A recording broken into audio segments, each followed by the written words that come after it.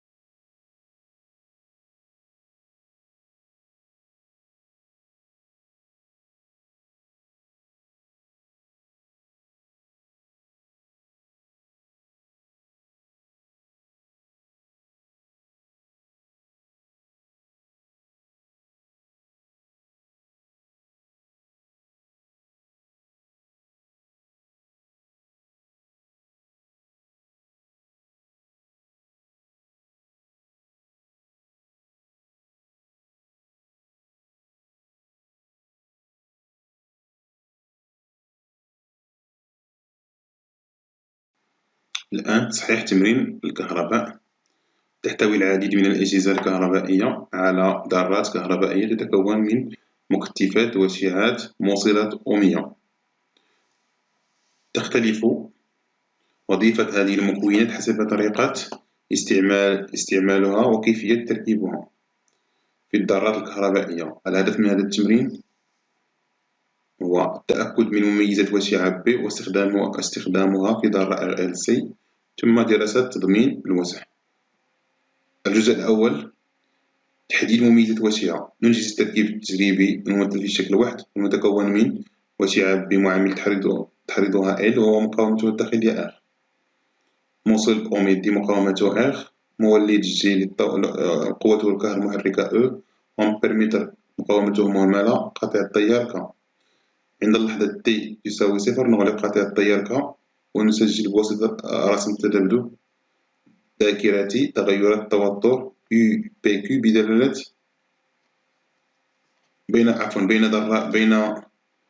UPQT بدلالة بين قطبي المولد G، والتوتر UR بين مربطي الموصل أومي D. فنحصل على المنحنيين واحد وجوج الممثلين في شكل جوج. المستقيم T يمثل المماس لمنحنى جوج عند لحظة T كتساوي صفر. دابا غنبين لكم هذه هي الذرة الكهربائية مكوناتها موصل أوميد دي وشعاع بي مولد أمبيرميتر والقاطع، وهذا الشكل جوج فيه جوج منحنيات، المنحنى جوج والمنحنى واحد والمماس دي. السؤال الأول: بين أن المعادلة التفاضلية التي يحققها التوتر R بين مربطي الموصل أومي تكتب على هذا الشكل. نسلقو هذه. إذا دائما في المعادلة التفاضلية كنمشيو للذرة كنمثلو التوترات، يعني توتر E في نفس منحنى دائما، UR التوتر بين مربطي الموصل أومي، EL التوتر بين الوشيعة ديما كيكونو عكس منحى التيار. منحى التيار هو منحى التيار، إذا UL UR عكس منحى التيار لأنهما في اصطلاح مستقبل. وكنطبقو القانون إذا فيه التوترات، توتر UR زائد EL يساوي E. ها هو UR زائد EL يساوي E. حنا بغينا معادلة التفاضلية ديال ER، إذا غنخليو ER كما كانت زائد R، نعلم أن UL يساوي RI زائد L دي على دي تي يساوي E. وحسب قانون أوم لدينا UR يساوي RI، إذا I يساوي UR على R. نرجعو لهنا نعوضو UR زائد R، عوضنا UR على R زائد L دي المشتقة ديال إي هي UR على R دي تي يساوي E. هنا عملنا UR بقينا واحد زائد R على R زائد L، هنا المشتقة ديال هادي واحد على R ثابتة خرجتها، دير R على دي تي يساوي E.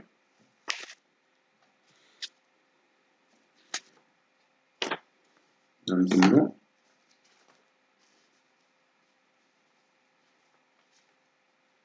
هنا ضربنا في ضربنا في R في R في R، ها هي ضربت في R وهنا في R وهنا في R، وحدت المقام هادو اتصلت ب R هنا كاينة R اتصلت بها غتبقى لينا واحد R هنا.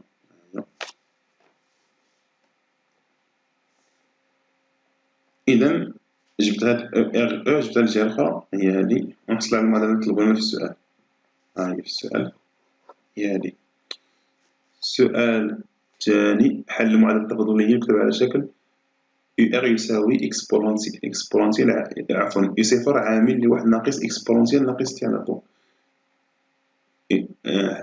حدد تعبيري الثابتين بصفر وطو بدلالة بارامترات الذرة. إذا عندنا U0 هي هذه، عفوا UR هو U0 عامل لواحد ناقص إكسبونسيال ناقص تاع، فقط أنا درت هنا النشر ديال U0، نشرت هذه حصلنا على هذا التعبير. ولدينا مشتقة ديال UR هي مشتقة UR هي مشتقة ديال هذه ناقص مشتقة ديال هذه، المشتقة ديال هذه هي صفر، والمشتقة ديال U0 إكسبونسيال ناقص تاع هذه U0 ثابتة خرجتها ودرت المشتقة ديال هذه، المشتقة ديال إكسبونسيال ناقص تاع هي المشتقة ديال هذا هو واحد على طو ناقص واحد على طو مع هاد ناقص هي زائد، وكنعاود نكتب هاد إكسبونسيال ناقص تاع طو، إذا U0 على طو اللي جات هنا كتعاود تكتب هادي. والآن نعوض UR ومشتقاته في المعادلة الأولى.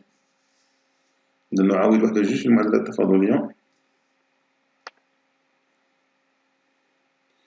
إذا غتصبح L اللي هي مشتقات UR زائد R زائد R هادي UR ناقص RE يساوي صفر. عملت بهادي يو صفر إكسبونونسيال ناقص تي على طو، ها هي معنا وها هي هنا. غتبقى لينا هنا إل على طو ناقص هادي، لأن كاين واحد العامل هنا ناقص إغ زائد إغ زائد إغ زائد إغ في صفر، ها هي ناقص إغ أو يساوي صفر.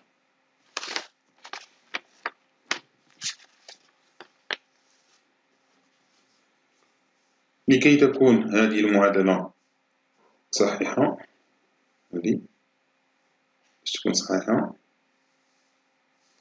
خص يكون هذا الجزء يساوي صفر وهادو يساوي صفر. هما يعني إل على طو ناقص إغ زائد إغ يساوي صفر، و إي صفر عامل إغ زائد إغ ناقص إغ يساوي صفر. غندي هذه الجهة الأخرى إل على طو يساوي إغ زائد إغ، وهالتالي غنديها لنا إغ أو. إذا طو يساوي، حنا بغينا طو غنبدلو هاد الجوج، هاد الطرف مع هاد الطرف. إذا طو يساوي إل على إغ زائد إغ، و إي صفر يساوي إغ أو على إغ زائد إغ. السؤال رقم 3، أوجد تعبير المقاومة إغ الواسعة بدالة إي صفر أو و إي ثم احسب قيمتها.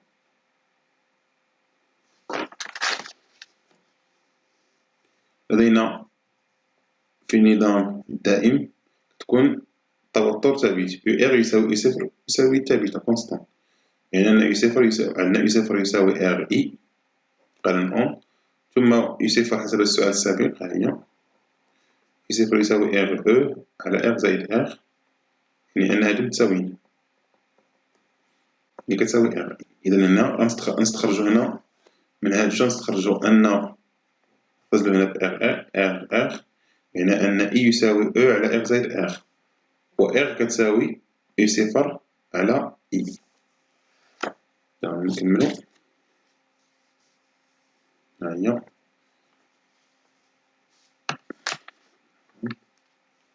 فوالا. إذا إغ يساوي إي صفر على إي هي هادي، و إي يساوي أو على إغ زائد إغ، هما هاد الجوج. حنا بغينا إغ صغيرة غنجيبو هادو للطرف، هاد الطرف غنرجعو إي بلاصتهم. إذا إغ أنا بدلت هادو، يعني إغ زائد إغ يساوي أو على إي.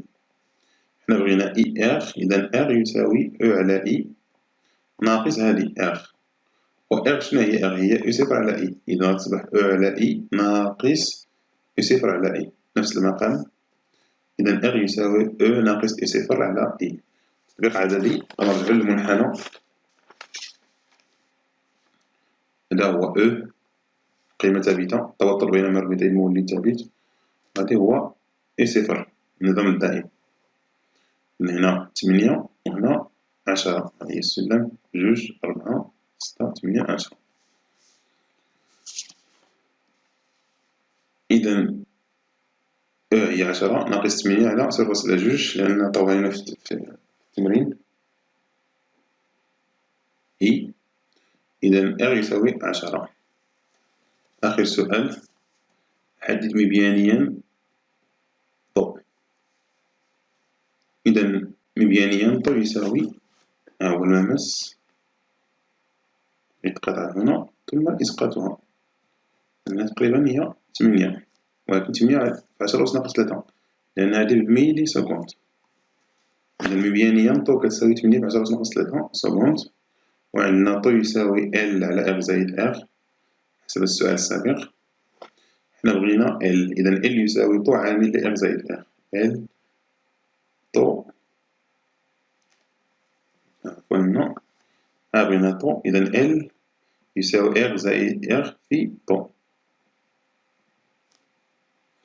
هنا ار هي صفر على اي 8 على 0.2 زائد ار صغيرة هي 10 وطو هي 8 10.3. إذا الفرق عندي 0.4 هنري، وهي طلب لكم في السؤال.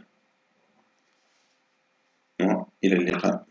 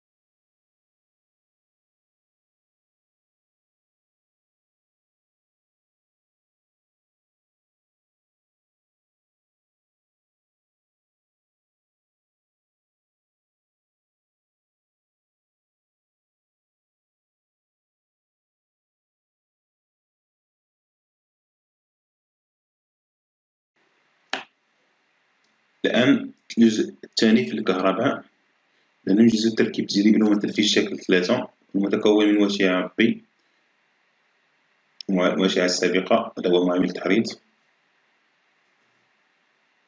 مولد G دي قوة كهرومحركة E، موصل أومي مقاومته R يساوي 10 أوم، وقاطع التيار K. نضع قاطع التيار في الموضع 1 إلى أن يشحن المكثف كليا، ثم نرجحه إلى موضع 2 عند لحظة نعتبرها أصلا للتواريخ، ونعاين بواسطة راسم تذبذب ذاكرتي USC التوتر بين مربطي المكثف بدالة الزمن فنحصل على تسجيل ممثل في الشكل 4. هذا هو التسجيل، هو التركيب التجريبي. إذا السؤال الأول: ما طبيعة النظام الذي يبرزه المنحنى الشكل 4؟ لاحظتوا هنا وسع التوتر كينقص مع مرور الزمن، إذا نظام شبه دوري. إذا نظام شبه دوري لأن وسع توتر UC ينقص مع مرور الزمن، إذا نظام شبه دوري. السؤال الثاني: حدد مبينيا قيمة شبه الدورة T.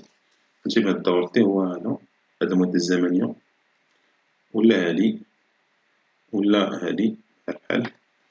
إذا هنا عندنا 10 20، إذا T كتساوي 20 ولكن تبع الوحدات، إذا هنا ميلي سكوند، إذا T كتساوي 20 ميلي سكوند، T مبينيا T كتساوي 20 ميلي سكوند. السؤال الثالث: باعتبار شبه الدور T يساوي الدور الخاص بالولد الكهربائي، استنتج قيمة إعادة المكثف C. العلاقة مباشرة: بما أن T كتساوي تقريبا T0 كتساوي بي جذر ال سي، إذا كنبحثو على سي إذا غندير هنا تي أس 2 يساوي 4 بي أس 2 ال سي، وبالتالي سي تساوي تي أس 2 على 4 بي أس 2 ال. تطبيق عددي تي كتساوي 20 ملي سكوند يعني 10 أس ناقص 3 لكل أس 2 نقسم على 4 بي أس 2. بعد المرة كتكون بي أس 2 كتساوي 10 اللي معطوهاش ليكم غتحسبوها بآلة حاسبة. إذا هنا بي أس 2 معطوهاش لينا، إذا غنحسبوها بآلة حاسبة عادي. نضرب 0.4 هو ال. تطبيق عددي سي كتساوي 2.53 10 أس ناقص 5 فراد، هي اللي كيساوي الوحدة هذا فراد، و ال بي هنري.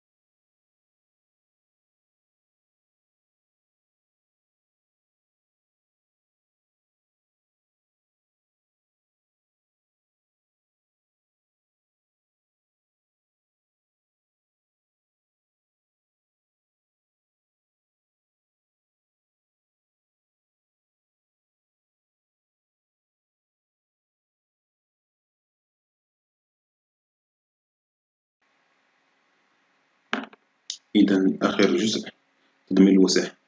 لدراسة تضمين الوسع والتحقق من جودته خلال حصة الأشغال التطبيقية، قام أحد الأساتذة والتلاميذ السنة الثانية بكالوريا بإنجاز تركيب تجريبي ممثل في الشكل 5 والمكون من الذرة المتكاملة للجداء. طبق في مدخلها 1 توتر متوازن جيبيا، وفي المدخل 2 توتر في 2 يساوي صفر زائد اس تي، بحيث صفر المركب المستمر للتوتر و اس لتي التوتر المضمن، ليكن اس التوتر المضمن محصل عليه في المخرج اس للذرة المتكاملة المنجزة للجداء، حيث ك معامل مميز للذرة المتكاملة للجداء. السؤال هو السؤال بين أن التوتر المضمن اس تي يكتب على هذا الشكل، محددا تعبير تابلتين A و M. إذا لدينا يو اس يساوي ك واحد إلى جوج حسب معطيات التمرين، ثم عوضنا أو واحد التعبير ديالو، هذا هو أو واحد، وهذا أو اثنان. أو اثنان يساوي صفر زائد اس تي. هنا نتلايم فقط بلايصتهم، هذا جبت هنا وهذا جبت هنا، ها هو. هنا عملنا بإي صفر، تعميل بإي صفر، هنا خلينا واحد، هنا اس ام على صفر، وهذا نفسه. نضع هذا نسميها أ كامل، وهذا نسميها ام. إذا نحصل على التعبير اللي طلبوا لي هنا أ عامل لي واحد زائد ام كوسينوس دو بي اف تي كوسينوس دو بي اف بي لتي. السؤال الثاني، علما أن عطاونا التعبير ديال يو اس، حدد اف بي اف اس و ام. هذا هو التعبير اللي عطاونا. هنا عملنا ب0.8، إذن 4 في 0.8 يبقى لنا 1، وهنا 0.4 مقسوم على 0.8. كوسينيس دو بي، هنا عندنا بي، هذا باش نديرو هنا دو بي خصو نقسم هادي على جوج، إذا هنا دو بي 10 أس 2 على 2. تي عميد دو كوسينيس دو بي 10 أس 4 تي، هذا هو عطاوها لينا في التمرين. ها هو فقط عملت ب0.8، بقى لنا هنا 0.4 على 1، وهادي عاودتهم كتبتهم، ولكن هادي عندنا بي، يعني باش ندير هنا دو بي خصني ندير 10 أس 2 على جوج، لأن هاد التعبير فيه دو بي دو بي دو بي، وهنا كاينة دو بي. إذا باش إلا قارنا هادي مع هادي المقارنة، نديرو المقارنة هاد التعبير اللي وصلنا ليه مع هذا اللي عطاونا، غنستنتجو أن 10 أس 2 على جوج يعني 100 على جوج هي اف اس، إذن اف اس يساوي 50 هرتز، أما اف بي يساوي 10 أس 4، لأن هنا دو بي 10 أس 4. أما ام هي 0.4 على 0.8. إذا السؤال، هذا السؤال ألف. هنا السؤال باء. السؤال باء، ام يساوي 0.4 على 0.8، هي 4 على 8 يعني 0.5، أصغر من 1. إذا تضمين جيد.